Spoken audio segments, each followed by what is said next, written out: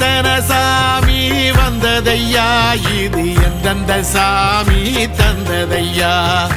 எத்தனை பாட்ட சொன்னதையா அத சுத்துற பூமி கண்டதையா